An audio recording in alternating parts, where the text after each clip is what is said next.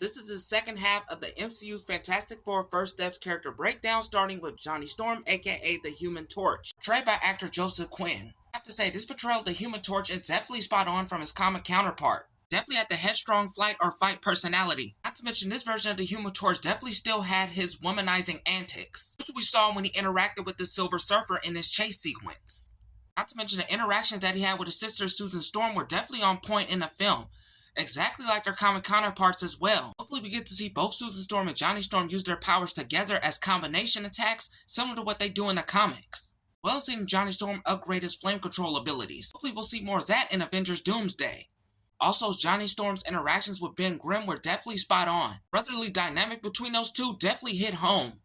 Speaking of more Ben Grimm, aka The Thing, he was also a solid character in this feature. Not to mention he was kind of the total opposite of his comic counterpart due to the fact that he enjoyed being in his rock form. In the early stories of the comics, Ben Grimm struggled with his altered appearance. But over time, he slowly began to accept what he is. Not to mention I also like Ben Grimm's interactions with Johnny Storm as well. Like his comic counterpart, the MCU's Ben Grimm acts like an annoyed older brother, being taunted by his younger brother.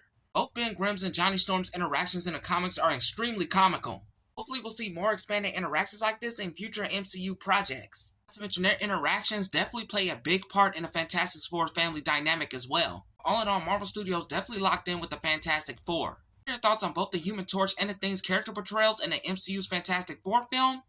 Comment below.